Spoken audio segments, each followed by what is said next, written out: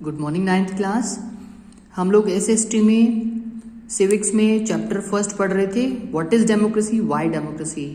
इसमें हमने कल चीन में किस तरह से चुनाव करवाए जाते हैं और वहाँ पर जो नेशनल पीपल्स कांग्रेस है, कल ही मैंने आपको बता दिया था, उसमें जो पार्टी किसी कैंडिडेट को चुनती है वही चुनाव में खड़ा हो सकता है, उसके अलावा कोई खड़ा नहीं हो सकते। हमारी कल बात हो चुकी थी और इस तरह से हमें पता चलता है कि वहाँ पर एक प्योर डेमोक्रेसी नहीं है। आगे हम लोग पढ़ेंगे, एक और एग्जाम्पल यहाँ पर चलेगा।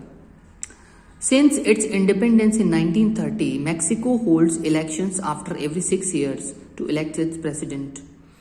तो 1930 में अपने स्वतंत्रता के बाद में मैक्सिको में हर 6 साल में इलेक्शन होते हैं। किसके लिए? प्रेसिडेंट के लिए। The country has never been under a military or dictator's rule.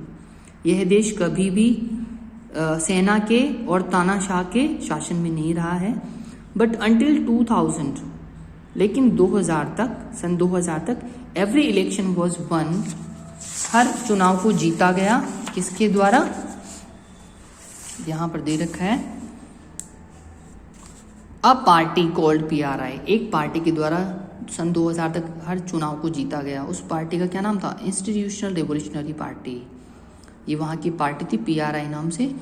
ये हर चुनाव जीती सन 2000 तक।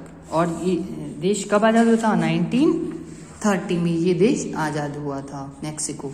चलते हैं आगे हम लोग। Opposition parties did contest elections, विपक्षी पार्टियों ने चुनाव तो लड़े वहां पर, but never manage to win, लेकिन कभी जीत पाने की स्थिति में नहीं आई। The PRI was known to use many dirty tricks to win elections.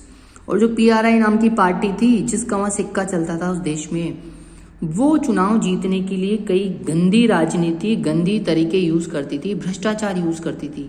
All those who were employed in government offices had to attend party meetings. वो सारे लोग जो सरकारी ऑफिसेज में काम करते थे, उनको इस पार्टी की मीटिंग्स को अटेंड करना पड़ता था। यानी सरकारी कर्मचारियों को एक प्राइवेट पार्टी की मीटिंग्स अटेंड करना पड़ता था। कितनी बुरी बात थी, जो कि डेमोक्रेसी में नहीं होना चाहिए। Teachers of government schools used to force parents to vote for the PRI। सरकारी स्कूल के जो टीचर्स होते थे, वो भी बच्चों के पेरेंट्स को PRI को वोट देने के लिए क्या करते थे? दबाव डालते थे। Media largely ignore the activities of opposition political parties except to criticise them. जो मीडिया था, समाचार पत्र और जो न्यूज चैनल्स थे, वो क्या करते थे? अपोजिशन को, विपक्षी पार्टी को तो इग्नोर करते थे। उनकी कोई बात नहीं दिखाई जाती थी जिससे कि उनके बारे में भी थोड़ा प्रचार हो सके।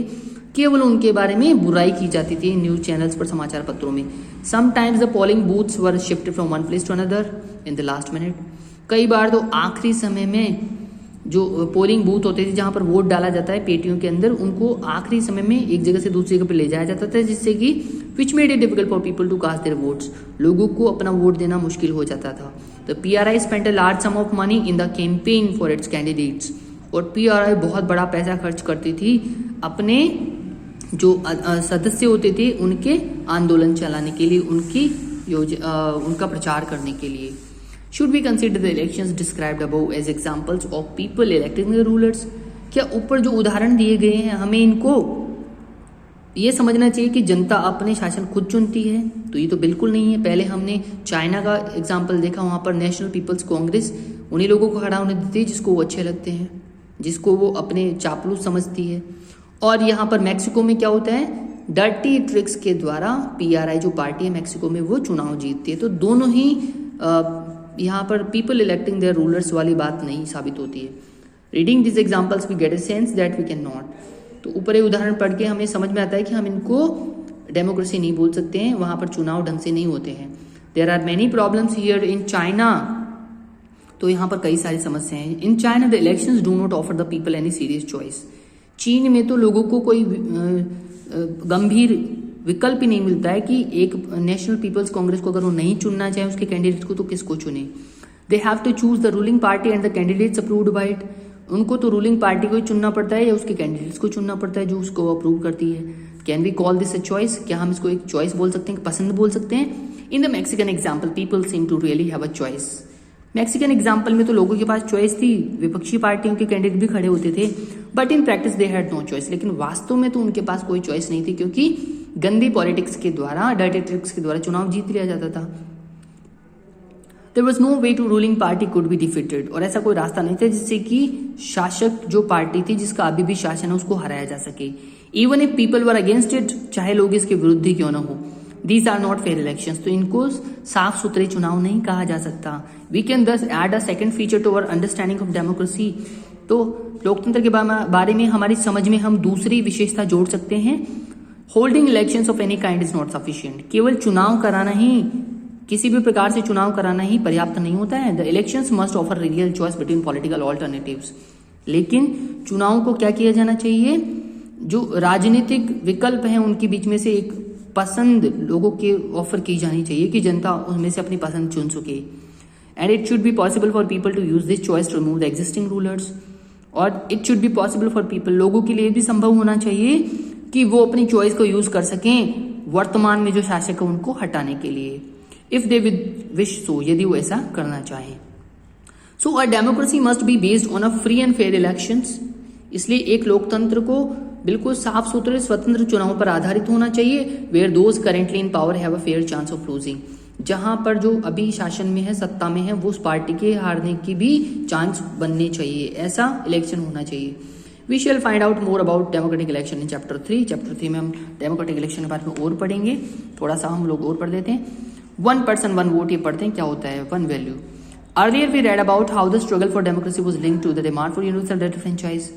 पहले हमने ये पढ़ा कि जो डेमोक्रेसी के लिए स्ट्रगल हुई थी वो किस तरह से जुड़ी हुई थी, किससे, डिमांड से, इस मांग से कि यूनिवर्सल अडल्ट फ्रेंचाइज सबको मिलना चाहिए, सार्वभौमिक वयस्क मताधिकार मिलना चाहिए, ये स्वतंत्रता संग्राम से जुड़ा हुआ था। This principle has now come to accepted almost all over the world, इस सिद्धांत को अब आजकल पूरी दुनिया में स्वीकार किया जाने लगा है। Yet there are many instances of denial of equal right to vote, लेकिन अभी भी कई उदाहरण हैं, कई घटनाएं हैं जहां पर वोट डालने के अधिकार को समानता नहीं मिली है, समान रूप से वोट डालने का अधिकार नहीं है। Until 2015 in Saudi Arabia women did not have the right to vote। 2015 तक तो सऊदी अरब में औरतों को वोट डालने का अधिकार नहीं था।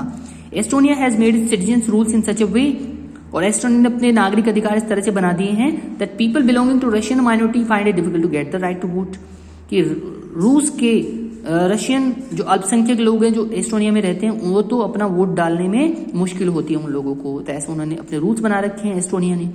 इन Fiji the electoral system is such that the vote of an indigenous Fiji has more value than the of Indian Fijian.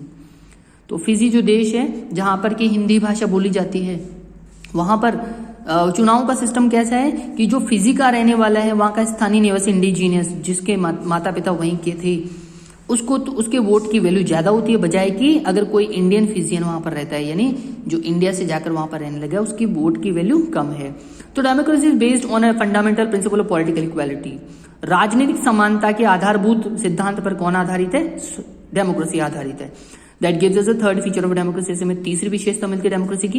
In a democracy each adult citizen must have 1 vote and each vote must have 1 value. तो नागरिक democracy में हर नागरिक को, each adult citizen को 1 vote मिलना चाहिए, 1 vote डालने का अधिकार होना चाहिए और हर वोट की बराबर वैल्यू होनी चाहिए। We shall read more about in chapter 3। आगे हम इसमें चैप्टर 3 में इसके बारे में और पढ़ेंगे। तो आज के लिए इतना ही। आप लोग क्या करेंगे, इसके नोट्स बनाकर लाएंगे, एनसीईआरटी बुक्स नाम के ऐप पर दे रखा है और इसके आपको नोट्स बनाकर लर्न करना है। मिलते हैं अगली क्लास में।